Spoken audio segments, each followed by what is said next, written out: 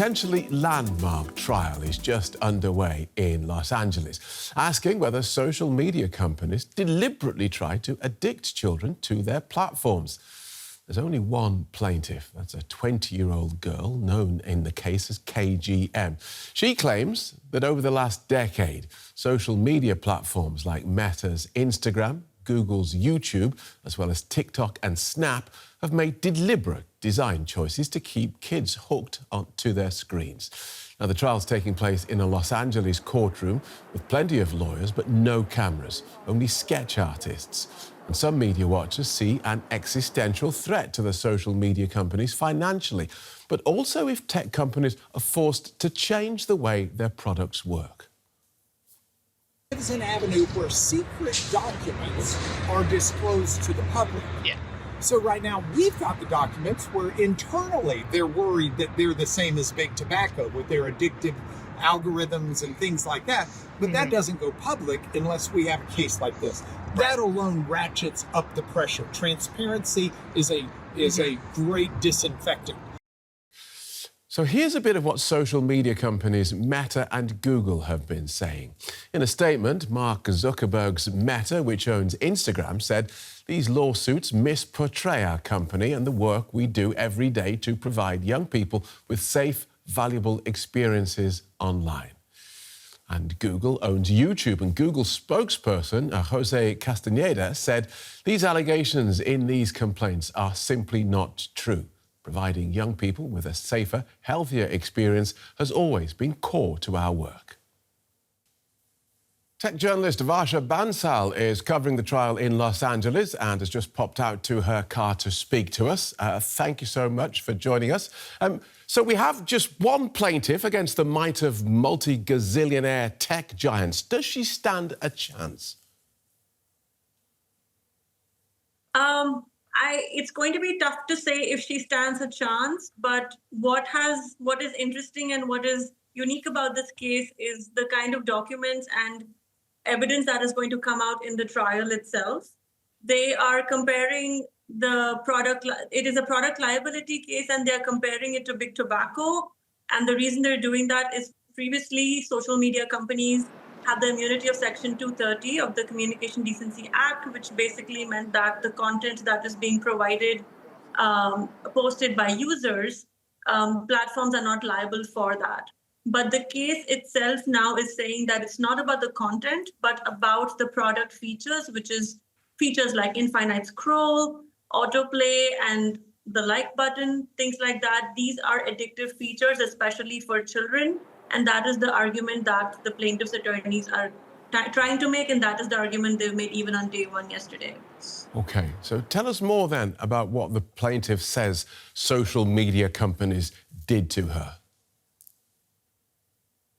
The plaintiff says that in this case, the identifier with which this plaintiff is going is KGM. And what she says is she was addicted to these platforms from a very young age. I think she started using social media, YouTube at the age of 6, and then progressively other platforms, including Instagram, TikTok, and Snapchat.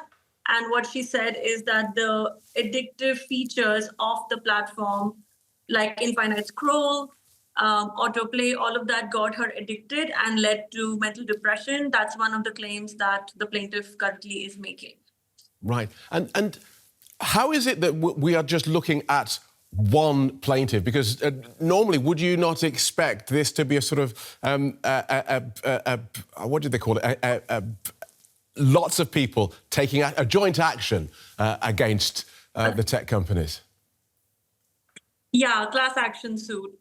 This is different because it's called a bellwether trial. And just a little bit of background on bellwether trials. What this means is when you have a large number of plaintiffs, but maybe a few products or a certain number of companies that are the defendants, then they pick certain cases that are representative of like the larger gamut of cases, and they are tried to determine what could be the monetary value of the settlement or what could be the verdict for other cases as well. Because in this case, it's approximately 1,600 cases, and that's going to be a large number to try.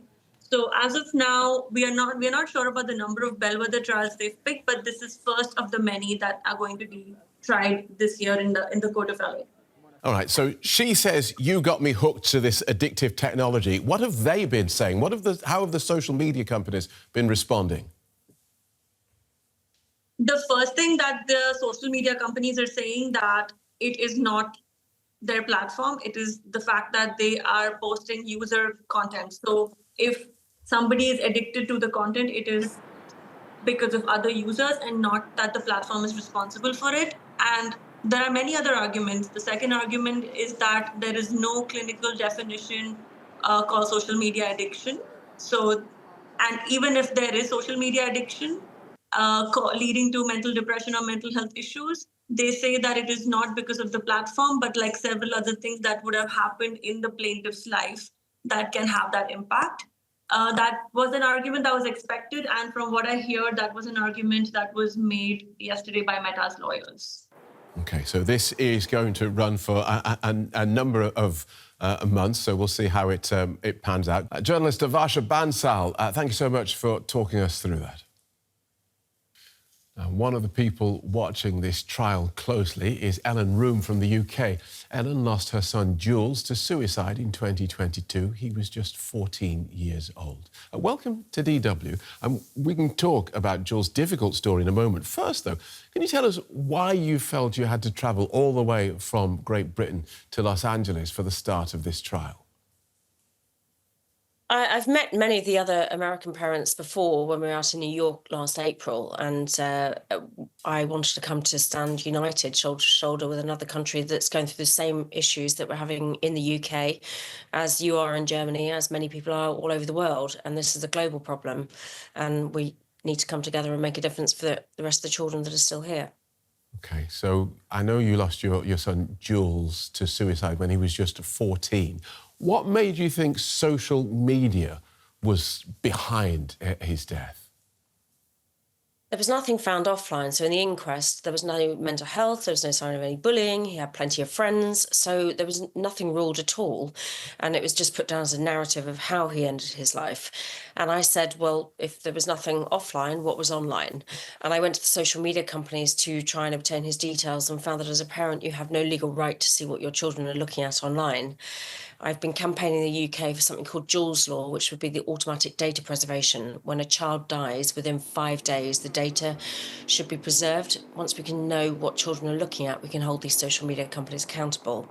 But I believe he was taking part in some sort of online challenge or something that he's seen online. Right. And now you're part of this organisation called Bereaved Families for Online Safety. What are you campaigning for? What would you like to see come out of this trial? Well, there's a group of 29 of us now in Britain, which is part of this group. And we'd all love to see accountability, that in this trial particularly, that social media companies are held accountable. But in the UK, we campaign for all sorts of online safety, whether that be enhancing the Online Safety Act. Some of us would like an online ban for under 16s. So we all campaign in different areas, and some of us is a knife crime where children have been murdered, and we all come together. It's about making kids safer online in all sorts of different areas. And you talk about wanting to see this case hold social media companies accountable. What does accountability look like? I think we all know that so many children are harmed online, and platforms have denied it. They've hidden behind Section 230. That isn't what they're trying for in this case. They are trying for the fact that this product is designed to addict people, keep them on their platform. And we know that the algorithms are sending them harmful content. What we now need to do is make social media companies accountable for why are they sending children this? Why are they keeping children addicted to their platform? And why are they sending them harmful content? But we know the answers to many of those questions, don't we? Their eyeballs are valuable. Making content sticky, as it were, keeping people hooked, is how they sell platforms to advertisers. And that's not acceptable, is it? They're putting profit over the safety of our children's lives, and that fundamentally needs to change. They need to absolutely change their platform and keep children safe as a priority. Do you believe this trial can help you personally? I think anything that happens around the world, just like as in Australia, we've all looked to Australia and said, well, actually, what are they doing with this ban for under 16s? You know, certainly England has looked at it and said, well, should we go that way? And we haven't done that yet, but we're all looking at how different countries take different steps and learning from it. We can all learn from enhancements to any platform. And ultimately, if the companies are found responsible with this case, then yes, globally, surely they have to change that and roll that out across the world, not just to the UK, but to Germany and other countries as well. They have to start making a difference all over the world before they're sued by more people. And if the plaintiff in this LA case loses, if the social media companies convince the court that their platforms are not addictive, what then? I guess we'll try again. I'm one of the first British parents suing TikTok in the United States in Delaware, which is a different case going through, not this one. But there are many cases, and I'm currently with 50 other parents in the US at the moment who have all lost children to social media harms. And if this one doesn't succeed, somebody else will try again. You know, we know that this harmful material, you said that yourself, we all know it. We just need a law case to actually be passed that actually accepts that this is the problem so that others can follow suit and actually really start changing things. Thanks very much for talking to us, Ellen, bereaved parent Ellen Roome. Thank you.